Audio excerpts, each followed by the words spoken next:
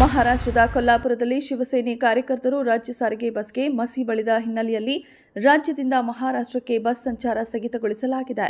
ಪೊಲೀಸರ ಸೂಚನೆ ಮೇರೆಗೆ ಕರ್ನಾಟಕ ಗಡಿಯವರೆಗೆ ಮಾತ್ರ ಬಸ್ ಸಂಚಾರಕ್ಕೆ ಅವಕಾಶ ನೀಡಲಾಗುತ್ತಿದೆ. ಮುಂದಿನ ಪರಿಸ್ಥಿತಿ ನೋಡಿಕೊಂಡು ಮಹಾರಾಷ್ಟ್ರಕ್ಕೆ ಬಸ್ ಸಂಚಾರ ಪುನರಾರಂಭಿಸಲಾಗುವುದು ಎಂದು ಸಾರಿಗೆ ಸಂಸ್ಥೆ ಅಧಿಕಾರಿಗಳು ತಿಳಿಸಿದ್ದಾರೆ. ಮಾಜಿ ಸಚಿವ ಶ್ರೀರಾಮುಲು ಕೂಡ್ಲಿಗಿ ಕ್ಷೇತ್ರದಲ್ಲಿ ಓಡಾಟ ಜೋರಾಗಿದೆ.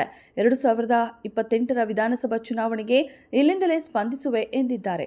ರಾಮುಲು ಅವರ ಈ ನಡೆ ಸ್ಥಳೀಯ ಮುಖಂಡರ ಆಕ್ರೋಶಕ್ಕೆ ಕಾರಣವಾಗಿದೆ. ಈ ಬೆಳವಣಿಗೆಗಳನ್ನು ರಾಜ್ಯ ನಾಯಕರ ಗಮನಕ್ಕೆ ತರಲು ಮುಂದಾಗಿದ್ದಾರೆ. ಹಾಗಾಗಿ ಸ್ಥಳೀಯ ನಾಯಕರ ಮನವೊಲಿಕೆ ಕೂಡ ರಾಮುಲುಗೆ ಸವಾಲಾಗಿದೆ. ಉದಯಗಿರಿ ಪೊಲೀಸ್ ಠಾಣಾ ಗಲಭೆ ವಿಚಾರಕ್ಕೆ ಸಂಬಂಧಿಸಿದಂತೆ ಸತೀಶ್ ಅವರನ್ನ ಗಡೀಪಾರು ಮಾಡುತ್ತೀರಿ, ಆದರೆ ಮೌಲ್ಯನ್ನ ರಕ್ಷಣೆ ಮಾಡುತ್ತೀರಿ.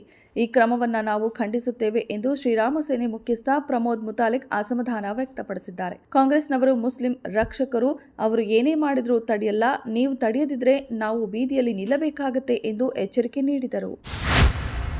ಚಿಕ್ಕ ವಯಸ್ಸಿನ ಗಂಭೀರ ಕಾಯಿಲೆಗೆ ತುತ್ತಾಗಿ ಮೃತಪಡುತ್ತಿರುವ ಸುದ್ದಿ ದೇಶವನ್ನೇ ಬೆಚ್ಚಿ ಬೀಳಿಸುತ್ತಿದೆ. ಇಂತಹ ಒಂದು ದುರ್ಘಟನೆ ನಮ್ಮದೇ ರಾಜ್ಯದ ತುಮಕೂರಿನಲ್ಲಿ ನಡೆದಿದೆ. ಕೇವಲ 16ನೇ ವಯಸ್ಸು, ಆಟಪಾಠ ಮಸ್ತಿ ಮಾಡುವ ಹುಡುಗಾಟದ ವಯಸ್ಸು. 10ನೇ ತರಗತಿ ಓದುತ್ತಿದ್ದ ರಾಹುಲ್ಗೆ ಏಕಾಏಕಿ ಎದೆ ನೋವು ಕಾಣಿಸಿಕೊಂಡಿದೆ. ತಕ್ಷಣವೇ ಆಸ್ಪತ್ರೆಗೆ ತೆರಳಿದರೂ ಚಿಕಿತ್ಸೆ ಫಲಕಾರಿಯಾಗದೆ ಮೃತಪಟ್ಟಿದ್ದಾರೆ.